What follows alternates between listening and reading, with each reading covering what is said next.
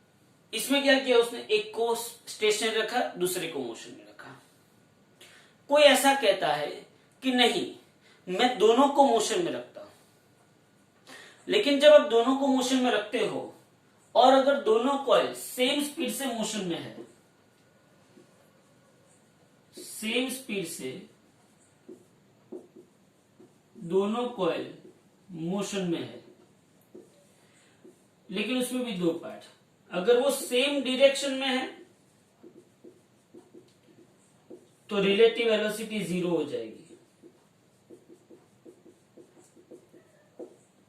Relative velocity क्या हो जाएगी, 0। तो नो इंड्यूस ईएमएफ इंड्यूस नहीं होगा। ये याद रखना, अगर दोनों कॉइल को हमने मोशन में रखा और अगर वो सेम डायरेक्शन में मोशन करती है तो रिलेटिव मोशन 0 हो जाती है, क्योंकि आप लोगों को पता है कि दो ऑब्जेक्ट अगर सेम डायरेक्शन में जाते हैं, सेम डायरेक्शन में जाते हैं और अगर सेम स्पीड से जाते हैं, तो आपको पता है कि दोनों की वेलोसिटी का हम सब्ट्रैक्शन करते थे। याद करो 11th क्लासिकल मैकेनिक्स कि अगर दो ऑब्जेक्ट, या तो ट्रेन वाला एग्जांपल था कि अगर दोनों ट्रेन सेम डायरेक्शन में जाती हो तो उसकी वेलोसिटी का सब्ट्रैक्शन करना है, अगर दोनों ट्रेन ऑपोजिट डायरेक्शन में आती हो तो उसकी वेलोसिटी का समेशन करना है। तो ये एक पॉइंट यहाँ पे ध्यान रखना है। तो ये उसका था दूसरा एक्सपेरिमेंट, किसका, फैराडे का। अब उसको इतने से भी उसको मतलब संतोष नहीं हुआ, तो उसने तीसरा एक्सपेरिमेंट किया।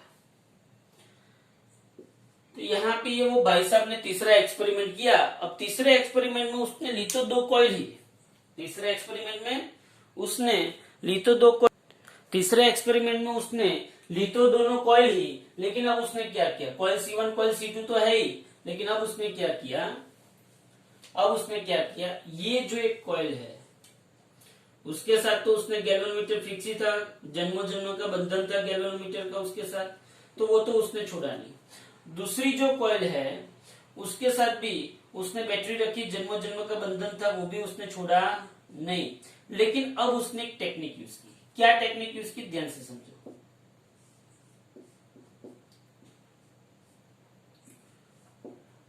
अब उसने क्या टेक्निक यूज की, ध्यान से समझो। अब उसने दोनों कॉइल को स्टेशनरी रखा, both the coils are stationary, both the coils are stationary. अब आप बोलोगे कि अभी तो आपने ऐसा बोला कि भाई रिलेटिव मोशन होनी चाहिए, लेकिन यहाँ पे तो आपने दोनों कॉइल स्टेशनरी रखी, तो उसने कांड क्या किया वो समझाता हूं। उसने क्या किया, तो अब उसने क्या किया, दोनों कॉइल को स्टेशनरी रखा, दोनों कॉइल को उसने स्टेशनरी रखा। अब इसने ये जो पहली कॉइल है C1, ये जो कॉइल C1 है उसके साथ उसने की कनेक्ट की, मतलब उसको बैटरी के साथ जब कनेक्ट किया तब की से कनेक्ट किया। अब क्या हुआ इन दिस एक्सपेरिमेंट, सिंपल सी बात उसने की है, कोई बड़ी बात नहीं की है। उसने क्या किया, की स्विच ऑन स्विच ऑन की, स्विच ऑफ की, स्विच ऑन की, स्विच ऑफ की। लेकिन जब उसने की स्विच ऑन की, क्या की उसने की switch on, at that time exactly at that time उसको यहाँ पे डिफ्लेक्शन मिला।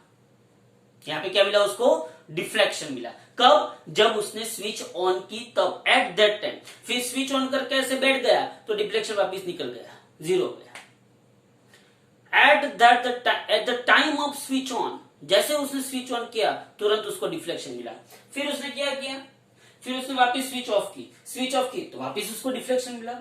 समझ रहे हो आप, हाँ। तो इन this experiment Faraday used two coils, coil C1 battery, coil C2 galvanometer as it is. Now Faraday kept both the coils stationary. When he switched on the battery in coil 1, battery जो है उसको switch on किया, there was a momentarily deflection occurs in galvanometer in coil 2. Galvanometer के साथ जो coil के साथ जो गैल्वेनोमीटर कनेक्टेड है उसके अंदर उसको मोमेंटरीली क्या मिला, कुछ ना कुछ डिफ्लेक्शन मिला। Similarly, when he switched off the battery, at that time also deflection occurs in galvanometer. जब स्विच ऑन किया तब भी डिफ्लेक्शन मिला, जब स्विच ऑफ किया तब भी डिफ्लेक्शन मिला। लेकिन अगर वो स्विच ऑन करके बैठ गया, वो जब स्विच ऑन करके बैठ गया तब उसको कुछ मिला नहीं। But when he switch on the battery, there battery, do not off it, there was no deflection occurs in galvanometer, तब उसको गैल्वेनोमीटर में कोई डिफ्लेक्शन मिला नहीं। तो उसके ऊपर से वो एक कंक्लूजन में आया वापिस कि नॉट ओनली मैग्नेटिक फील्ड, ये मेन कंक्लूजन है कि not only magnetic field but there must be change in magnetic field, there must be varying in magnetic field so that we can induce current in the coil. हाँ, तो हमको magnetic field का सिर्फ magnetic field चाहिए नहीं, हमें क्या चाहिए, मैग्नेटिक फील्ड का चेंज चाहिए। क्या चाहिए, मैग्नेटिक फील्ड का चेंज, तब जाके हमको कुछ ना कुछ क्या मिलेगा, इंड्यूस करंट मिलेगा। तो ये 3 एक्सपेरिमेंट फेराडे के, नॉर्मल एक्सपेरिमेंट, उसके कंक्लूजन, जो आपकी चैप्टर की स्टार्टिंग 7 to 8 थियरी हो जाती है। ओके, अब उसके बाद एक बहुत ही इंपॉर्टेंट टॉपिक है, ध्यान से समझना, बहुत ही इंपॉर्टेंट टॉपिक, ध्यान से समझना। टॉपिक का नाम क्या है, मैग्नेटिक फ्लक्स। क्या नाम है टॉपिक का, मैग्नेटिक फ्लक्स। अब ये मैग्नेटिक फ्लक्स क्या है,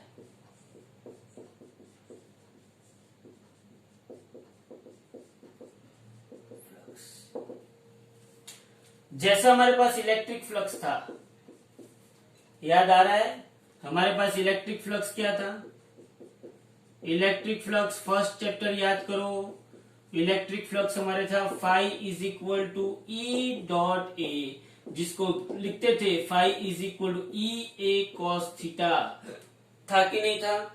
number of electric field lines,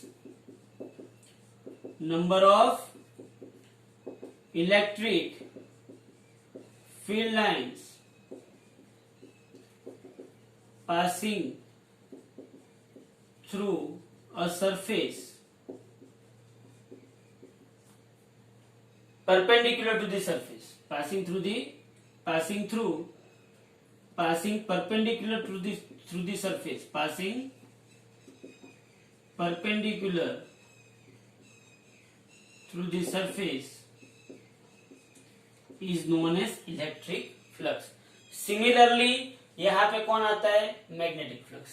तो मैग्नेटिक फ्लक्स क्या है, सपोज की सिंपल सी एक बात समझो, ये आपके पास सरफेस, ये हाँ, इस सरफेस में से कितनी मैग्नेटिक फील्ड लाइंस पास हुई, तो भाई इस सरफेस में से मैग्नेटिक फील्ड लाइंस सरफेस में से कितनी पास हुई, परपेंडिकुलर थे, 1 2 3, तो फ्लक्स इज इक्वल टू 3। अच्छा भाई ये एक है, इसमें से कितनी मैग्नेटिक फील्ड लाइंस पास हुई, 2 पास हुई, तो फ्लक्स इज इक्वल टू 2। तो मैग्नेटिक फ्लक्स जो कहता है, वो कहता है कि number of magnetic field lines passing perpendicularly through the surface. कैसी, परपेंडिकुलर, सरफेस के परपेंडिकुलर जो मैग्नेटिक फील्ड लाइंस पास होती है, सरफेस के परपेंडिकुलर जो मैग्नेटिक फील्ड लाइंस पास होती है, उसको हम क्या बोलते हैं, magnet, number of magnetic field lines passing through the surface, perpendicular to the surface. Okay fine. अब मैं ऐसा बोलूं कि ये सरफेस है,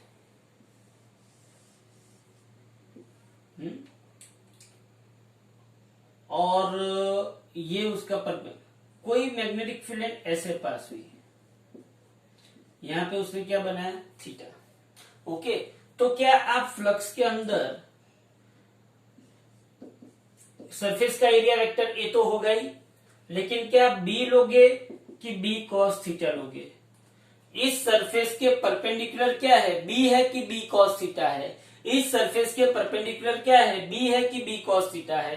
तो सीधी सी बात है, इस सरफेस के परपेंडिकुलर क्या है, B cos theta.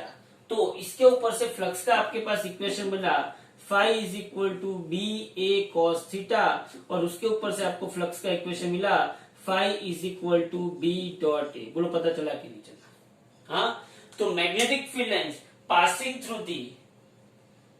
passing perpendicular through the surface is known as, number of magnetic field lines passing perpendicular through the surface is known as magnetic flux। और ये जो मैग्नेटिक फ्लक्स है, वो कब मिलेगा आपको? आपको वही मैग्नेटिक फील्ड लाइंस देखनी है जो सरफेस के परपेंडिकुलर पास होती है, वही मैग्नेटिक फील्ड लाइंस, और कोई मैग्नेटिक फील्ड लाइंस नहीं। और यहाँ पे आता है आपके पास equation phi is equal to B dot a, और हमने बरसों से कहानी की हुई थी, याद हो तो कौन सी कहानी की थी?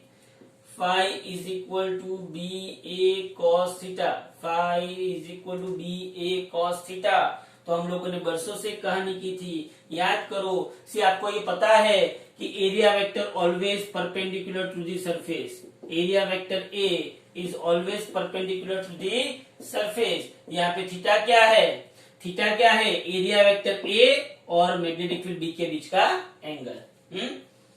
तो theta is angle between magnetic field B and area vector A. Okay, अगर बी एंड ए पैरेलल होगा तो थीटा क्या होगा? 0। तो cos 0 क्या होगा? 1।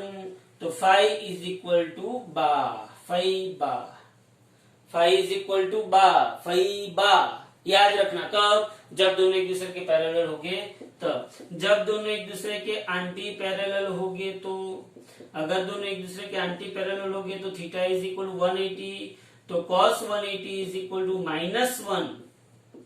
यहाँ पे फाई इज इक्वल टू क्या आता है? माइनस बा।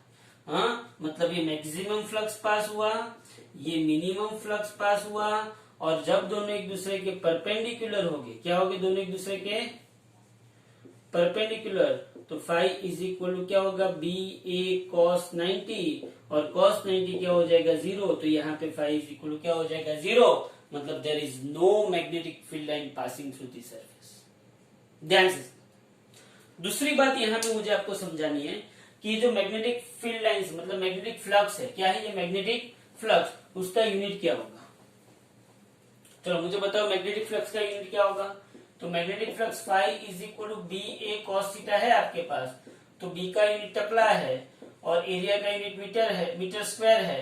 तो आपको एक मैग्नेटिक फ्लक्स का यूनिट क्या होता है? टकला इंटू मीटर स्क्वायर। क्या होता है? टकला इंटू मीटर स्क्वायर। दूसरा उसका यूनिट है वेबर। क्या है दूसरा उसका यूनिट? वेबर। वेफर बोलोगे तो भी चलेगा। दूसरा उसका यूनिट क्या है? वेबर है। एक क्या है? टकला इंटू मीटर स्क्वायर है। दूसरा उसका यूनिट क्या है? वेबर। तीसरी बात, जब मैं यहाँ पे F इज इक्वल बी लेता हूं तो B is equal F upon IL, तो newton per ampere into meter. B is equal F upon IL, तो F मतलब न्यूटन, I मतलब एम्पियर इंटू मीटर। तो मैं यहाँ पे ऐसा भी लिख सकता हूं, newton per ampere into meter square, meter cut. तो इसका यूनिट क्या आएगा? Newton into meter per ampere. ध्यान से समझना, इसका यूनिट क्या आएगा? Newton into meter per ampere. अब आप देख सकते हो, आप अपनी आंखों से देख सकते हो कि न्यूटन इंटू मीटर क्या होता है? जूल पर एम्पियर।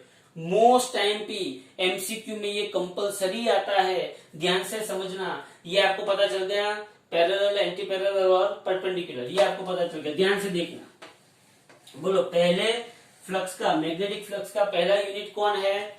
टकला इंटू मीटर स्क्वायर। दूसरा यूनिट कौन है उसका? वेबर। तीसरा यूनिट आप देखने जाओ तो आपको F is equal to BIL पता है। क्या है पता है आपको? F इज इक्वल टू आपको बिल पता है, तो B is equal to F upon IL। B का यूनिट टकला हुआ तो F का unit newton upon ampere into meter. तो आपके पास दूसरा यूनिट आ गया, टकले की जगह पे newton per ampere into meter square, meter cut, तो न्यूटन इंटू मीटर, लेकिन न्यूटन इंटू मीटर क्या होता है? जूल। तो तीसरा यूनिट आपके पास क्या हुआ? जूल पर एम्पियर। बहुत ही बढ़िया बात है, समझ में आ रहा है क्या हुआ? जूल पर एम्पियर। ओके, अब इसका डायमेंशनल फॉर्मूला निकालो। चलो फ्लक्स, मैग्नेटिक फ्लक्स का डायमेंशनल फॉर्मूला निकालना है तो इससे ही निकाल देते हैं। Newton into meter per ampere, newton मतलब KG meter per second square into meter per ampere. इसका मतलब क्या हुआ? KG meter square second square ampere. तो इसका मतलब हुआ M1 L2 T-2 A-1। Okay, most time पे मैग्नेटिक फ्लक्स क्या है? ये मैग्नेटिक फ्लक्स मोस्ट टाइम पे फाई इज इक्वल टू बा cos theta, phi is equal to बा कॉस थीटा। बा मतलब टकला, एरिया मतलब meter square, tesla into meter square को वेबर लिखते हैं, टकले को हम क्या लिखते हैं, newton per ampere into meter square, meter meter curve, newton into meter per ampere, और न्यूटन इंटू मीटर को हम क्या लिखते हैं, जूल, और ये इसका क्या है, डायमेंशनल फॉर्मूला। ओके, तो यहाँ पे हमारी 9 to 10 थियरीज यहाँ पे हो जाती है चैप्टर की। पूरे चैप्टर में मैक्सिमम 25 से 30 थियरी, 25 थियरी मतलब छोटी छोटी बड़ी बड़ी छोटी छोटी बड़ी बड़ी करके। हाँ, तो कोई टेंशन नहीं, बस इतना सिंपल है। उसके बाद हम पढ़ेंगे फैराडेज लॉ और उसके बाद लेंज लॉ। इतना करेंगे तो आपको आराम से इसका बेसिक हो जाएगा। Okay, thank you very much.